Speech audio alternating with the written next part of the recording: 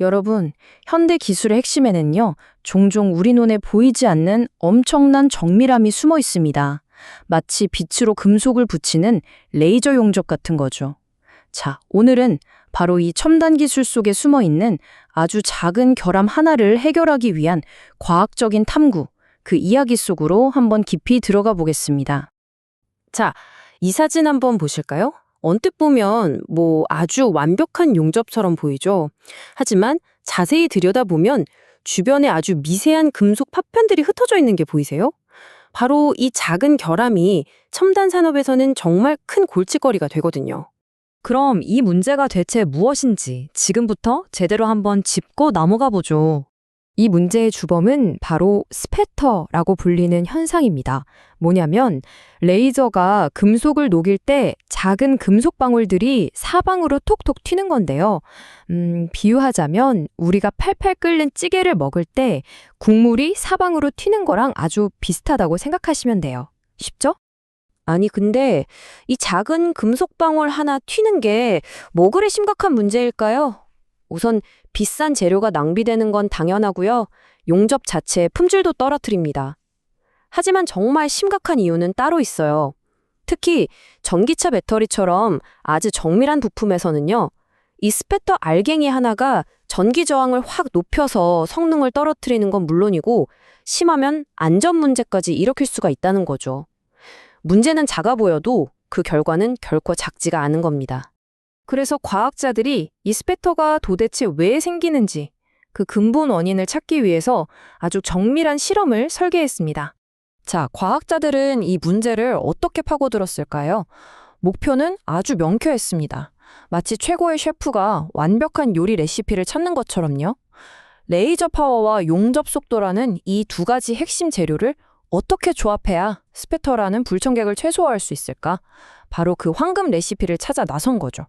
연구원들은 이렇게 정교한 장비를 사용했습니다. 레이저 빔을 컴퓨터로 정밀하게 제어해서 보시는 것처럼 정확하게 원을 그리고 또 그 안을 촘촘하게 채우는 방식으로 용접을 진행한 거예요. 다른 변수들이 영향을 미치는 걸 완벽하게 통제하려고 했던 거죠. 근데 여기서 한 가지 궁금증이 생기죠. 아니, 머리카락보다도 작은 이 수많은 스패터의 양을 대체 어떻게 정확하게 쟀을까요? 그 방법이 바로 첨단 기술 그 자체였습니다. 일단 고배율 현미경으로 용접한 부분을 사진으로 찍고요. 그 이미지를 특수 분석 소프트웨어에 넣는 겁니다. 그러면 이 소프트웨어가 알아서 배경이랑 스패터 입자를 분리해내서 스패터가 덮고 있는 총 면적을 기가 막히게 정확하게 계산해 주는 거죠. 그 결과가 바로 이겁니다. 왼쪽이 현미경으로 찍은 원본 이미지고요. 오른쪽이 소프트웨어가 스패터 입자를 하나하나 다 찾아내서 하얗게 표시한 모습이에요. 정말 명확하게 구분이 되죠. 바로 이 기술 덕분에 수천, 수만 개의 입자도 사람의 눈이 아니라 기계가 아주 정확하고 일관성 있게 측정할 수 있게 된 겁니다. 정말 대단하지 않나요? 자, 이제 측정 방법도 알았으니까 스패터가 발생하는 근본적인 원리를 파헤쳐볼 시간입니다. 이 연구의 진짜 아하 하는 순간이 바로 여기 있습니다. 도대체 어떤 힘이 이 녹아있는 금속을 용접 부위 밖으로 그렇게 세차게 뿜어내는 걸까요? 그 숨겨진 힘의 정체는 바로 반동 압력이라는 겁니다. 이게 뭐냐면요. 강력한 레이저가 금속을 그냥 녹이는 수준을 넘어서 아주 순식간에 증발시켜버릴 때 생기는 힘이에요. 이 금속 증기가 어마어마한 압력으로 폭발하면서 마치 작은 화산이 용암을 뿜어내는 것처럼 주변에 녹아있던 금속들을 밖으로 확 하고 밀어내는 겁니다. 그리고 바로 여기서 연구진은 아주 결정적인 사실 하나를 발견합니다. 스패터가 그냥 아무렇게나 사방으로 튀는 게 아니라 레이저가 이동하는 방향의 정반대, 그러니까 뒤쪽으로 집중적으로 분출되는 경향이 있다는 걸 찾아낸 거죠. 이 그래프가 바로 그 강력한 증거입니다. 보세요. 레이저 용접이 시작되는 지점들, 이 노란색 막대에서 발생한 스패터의 양이 용접이 끝나는 지점들, 이 파란색 막대보다 일관되게 훨씬 많잖아요?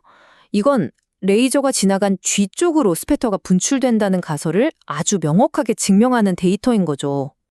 그럼 이제 수집된 전체 데이터를 통해서 또 어떤 흥미로운 관계들을 발견했는지 한번 자세히 살펴보겠습니다.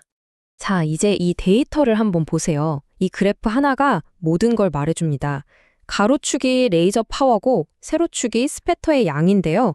여기서 진짜 중요한 포인트는 레이저 파워가 강해질수록 스패터가 그냥 완만하게 늘어나는 게 아니라는 거예요. 보세요. 특정 지점을 넘어서자마자 거의 수직으로, 말 그대로 폭발적으로 치솟는 걸 볼 수 있습니다. 그래서 두 가지 핵심 관계가 명확해졌습니다. 첫째, 파워가 강해지면 반동 압력도 덩달아 커져서 스패터가 더 많이 생긴다. 그리고 둘째, 용접 속도가 빨라지면 반동 압력이 충분히 쌓이기도 전에 레이저가 휙 지나가 버리니까 스패터가 오히려 줄어든다. 이 두 가지가 핵심인 겁니다. 자, 이제 원인과 결과의 관계를 알았으니 이 지식을 바탕으로 실용적인 해결책을 찾아낼 차례가 됐습니다. 그렇죠. 모든 위대한 과학적 발견이 그렇듯이 현상을 분석하고 이해하는 데서 그치면 안 되잖아요. 그 지식을 바탕으로 실제 문제를 해결하는 것, 그게 바로 궁극적인 목표니까요. 이 연구가 정말 멋진 점은 여기서 멈추지 않았다는 겁니다. 연구팀은 지금까지 수집한 모든 데이터를 종합해서 레이저 파워와 속도를 입력하면 스패터가 얼마나 발생할지 예측할 수 있는 아주 정교한 수학 모델을 만들어냈습니다. 그리고 바로 이 모델을 통해서 마침내 우리가 찾던 그 완벽한 레시피가 나온 거죠. 복잡한 연구 끝에 나온 결론은 의외로 아주 명쾌했습니다. 스패터를 없애려면 레이저 파워는 낮게, 그리고 용접 속도는 빠르게. 바로 이것이었습니다. 결국 기술의 위대한 진보라는 건 이렇게 눈에 잘 띄지도 않는 작은 문제 하나를 집요하게 파고들어서 완벽하게 해결해 나가는 그런 과정 속에서 이루어지는 게 아닐까 싶습니다. 우리가 매일 쓰는 스마트폰, 우리가 타는 전기차 안에는 오늘 살펴본 것과 같은 수많은 과학적 고민과 해결의 역사가 그대로 녹아 있습니다. 오늘 이 이야기를 마무리하면서 여러분도 한번 주변을 둘러보시면 어떨까요? 지금 여러분의 삶을 편리하게 만드는 그 기술들 뒤에는 또 어떤 보이지 않는 문제들이 해결되고 있을까요?